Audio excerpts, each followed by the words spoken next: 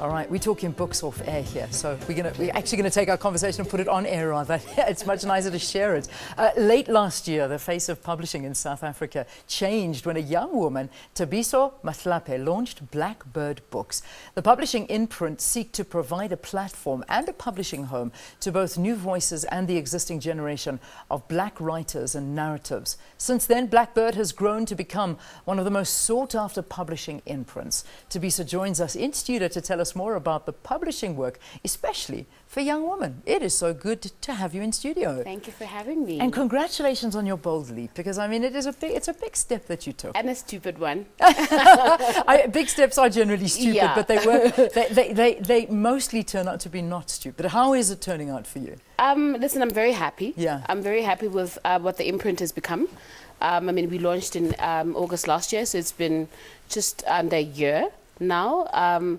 And it's become part of the literary space in a way that I hadn't imagined would be in such a short space of time. Yeah. I mean, obviously, because I mean, you've obviously worked for a big publishing company, and you know how the game works, and you know how difficult the game is. And I can imagine through your experience, you saw a lot of people approaching publishing houses, and they were just being turned away left, right, and centre. Am I making this up, or is that really what you saw? No, you're not making that up. So in fact, under BlackBird, the second and fourth book that I published, the second one, which was the first fiction title, which is Nakane Touré's Piggy Boys Blues, and the fourth one, which is Panashe Chigumadze's Sweet Medicine, when they both came to me, they had rejections from other publishing houses. Yeah. Because publishing is a subjective field. There's nothing objective about it. It's subjective, so you have to find a publisher that is going to resonate with your work, with your story, and the narrative. Yeah, so which is why I thought, that if I, as a black young woman, just open up this platform, then I will be able to resonate with the narratives coming from young black people. Yeah, I mean, and that's kind of the opportunities that you're giving to a lot of these publishers that perhaps would have gone unpublished if it wasn't for the bold steps that you're taking. Let's talk about how difficult this publishing world is, and actually getting them out there, getting it published, because I know you do fall under Jacana, but you're still working as your own entity. Yeah, so I mean, one of the difficulties, one of the many that we have, is that publishing and books remain sort of a luxury item in the country. So we live in a country where the economy is tough, and petrol goes up, food prices go up, so people don't have as much disposable income left at the end of the month to buy books. So the sales are not great. I mean, when we talk bestsellers in the country, we're talking 5,000 units for a non-fiction book and about 3,000 for a fiction title. Wow. So that is not where things small. should be. Yeah, it's very small. It's very small. Making the margins even smaller. Yeah. Which means the authors make even less of their work. Yeah, and for such sterling work, because I mean, we've got authors out there that are absolutely unbelievable, but they're just not getting their due recognition. No. I find it interesting that you also seem to be more pro-female writers and trying to give them more of an opportunity.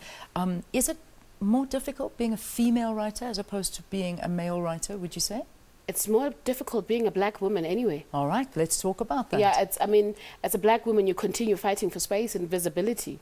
So you spend half the time, instead of doing work, you're fighting for visibility. Yeah. And so it is tougher, being a black female writer, because you're coming into an all boys club, as it were, and they have to sort of adopt you and accept you. And the literary space is very small.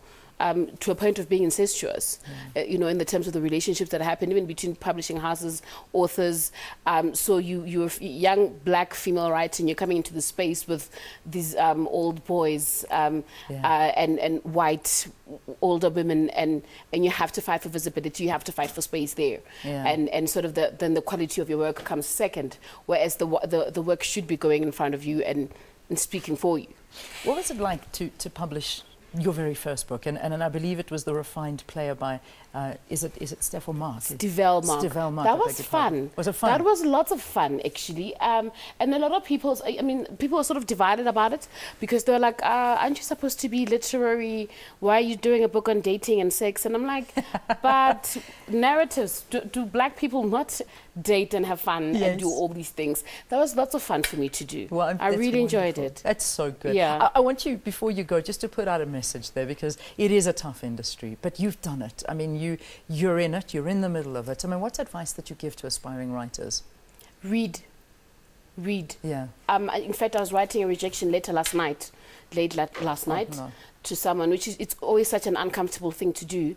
But I was saying that the storyline wasn't bad, but you could tell the person doesn't read much. Okay. So if you're going to write, you have to be reading a lot for you to be good great. Advice. Yeah. Good advice. And start reading as young as Thabiso's daughter, 2 years old, and she's already reading. Yes, she is. I'm blown away.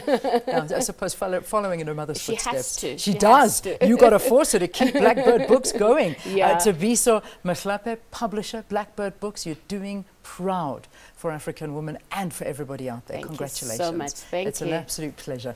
All right, there you go. The time, 20 minutes past 8 here on Morning Live.